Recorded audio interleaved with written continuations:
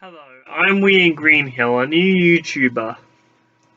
I have a fan theory for you. Albus Dumbledore, currently headmaster of Hogwarts, considered by many the greatest wizard of modern times. Professor Dumbledore is particularly famous for his defeat of the wizard Godric Grindlewald in 1945. Or was he? Being expelled from Hogwarts, Newt Scamander became a magizoologist, a zoologist dedicated to studying magical creatures. He decided to go to America to hatch a Thunderbird egg. Anyway, he runs a Fantastic Beasts escape from his case. During this time, the Dark Wizard Godric Grindlewald is attacking the whole world. Godric Grindlewald used to be Albus Dumbledore's friend and companion. They spent a summer together, and the reason they grew so close was the Deathly Hallows. They were particularly prominent over the Elder Wand.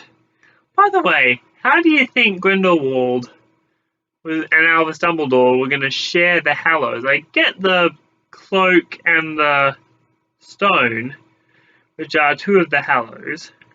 The cloak grants complete conception from sight, and the stone brings people back to life.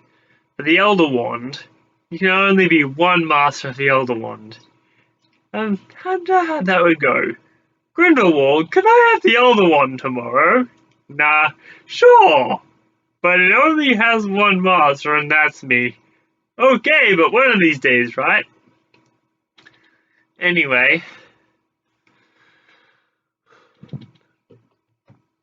Newt Scamander manages to imprison Grindelwald in a American prison, which doesn't hold him for long. Soon in Grindelwald's disguised form, he befriended a kid called Credence who turned out to be an Obscurial. An Obscurial is a form of repressed magic inside a living host, known as an Obscurus.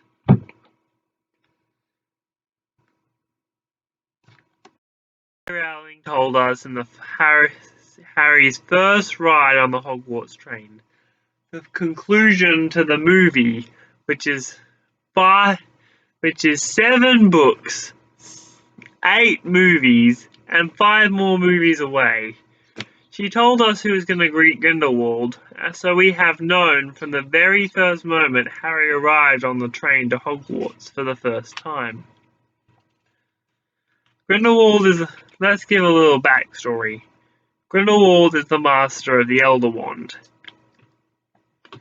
And so it is said in the year in question, Albus Dumbledore defeated Godric Grindlewald. But the question is, did he? I mean, in the Crimes of Grindelwald, as seen here, Dumbledore says it has to be you, Newt. As in, he has to defeat him. Newt, in this case, is the chosen one, not Harry. But the question is, why? That's not the question we're here to answer today, though. The question we're here to answer today is, in his infinite wisdom, did Newt Scamander defeat Godric Grindlewald in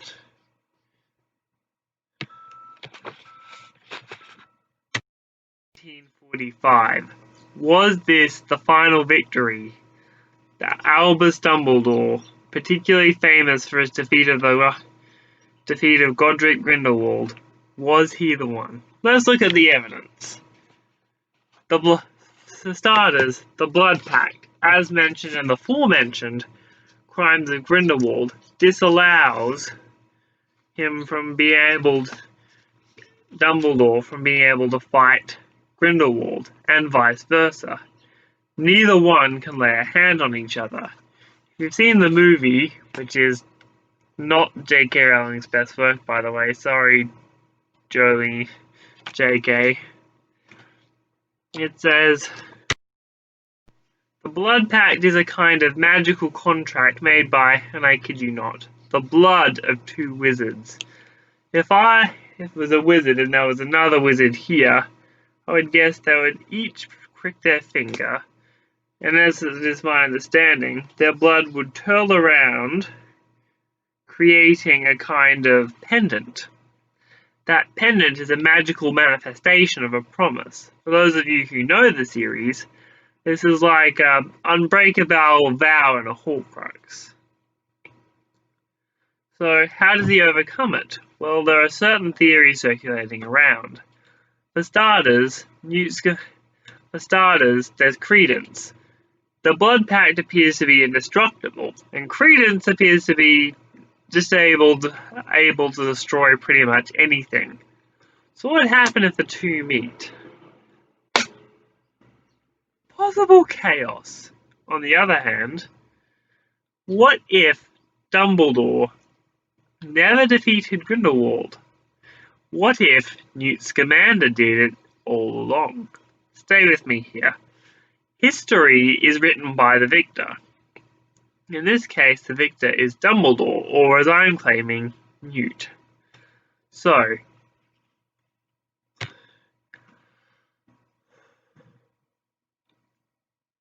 here's my evidence. Newt Scamander. Let's set the scene. Newt Scamander goes up against Grindelwald in the final showdown. He beats him. He defeats him using Fantastic Beasts, but we'll come back to that later.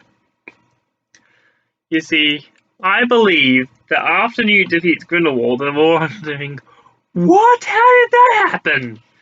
Doesn't the chocolate frog card say all along that Dumbledore defeats Grindelwald? And yes, it does. But would Newt really want that kind of attention? Would Newt Scamander, the person who loves beasts and wants to be remembered for love and kindness, really want to be remembered for destroying a dark wizard, even if it is Grindelwald? Even if it would cement his name in history? No. Newt would want to be remembered for a legacy of helping people. So here's my theory. Newt goes to Dumbledore after the final battle. He says he doesn't want the credit. He doesn't want the glory.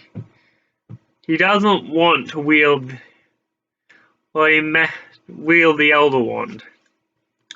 He doesn't want to be remembered like that. And he asks Dumbledore, do you want please take the credit. Take the defeat of Grindelwald. You need it more than I do, and I don't want to be remembered for a life of bloodshed. It's subtle, but doesn't it just sound like Newt to win this triumphant victory and not want the spoils? But I know what you're saying, all you Potterheads out there. What, Dumbledore gets the Elder Wand off Grindelwald? How does Dumbledore get the... And that was a big problem. You see, Dumbledore is said to win the Elder Wand from Grindelwald in their famous duel, but if that famous duel never takes place, well, he can't get the Elder Wand. But what if Grindelwald is no longer the master of the Elder Wand? Because you all remember at the end of Fantastic Beasts and Where to Find Them, when Tina disarms Grindelwald of the Elder Wand, and Newt launches the Fantastic Beast to grapple his arms together. And that would provide some insight on how Grindelwald was defeated by Newt. I mean, the Elder Wand can't be fooled in battle by a spell, but maybe magical creatures can do what no spell can't. What no spell can. Anyway, listen to this. With the senses being holding one back, he slashes through the air. Out flies a crackling rope of supernatural light and wraps it around Graves like a whip. Graves tries to hold it, and it tightens, staggers, and struggles and falls to his knees, dropping the wand. Tina, Accio!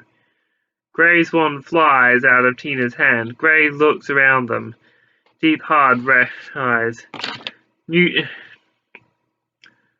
and Tina slowly advance. Newt raising a wand. Newt. Revelio. Grindlewald. Graves transforms. He is no longer a dark and blonde, blue-eyed man. He poses. The murderer spreads through the crowd. Grindlewald. Newt has defeated him before. He could very well do it again.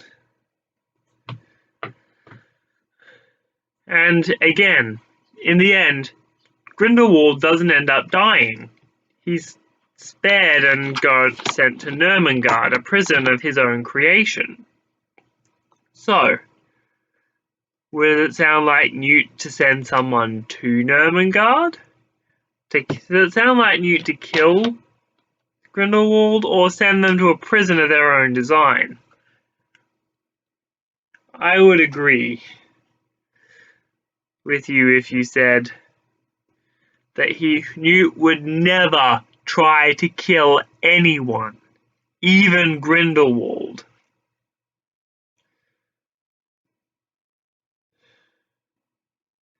As for how Dumbledore gained mastery of the Elder Wand, well, that's a little bit trickier, but perhaps Newt won it off him in that final confrontation, and then he loses to someone else and Dumbledore beats him. Or maybe Dumbledore wins it off him in some indirect way. Like, for example, if he manages to disarm him like Draco. Draco Malfoy disarmed Dumbledore, winning the Elder Wand off him. According to Harry's theory, and about that, Harry's theory that the Elder Wand got the path of the Elder Wand is just a high school graduate's interpretation of what might have happened. It's not concrete, even if it is book canon. So I ask you, did Newt Scamander defeat Grindelwald in the final confrontation of Fantastic Beasts?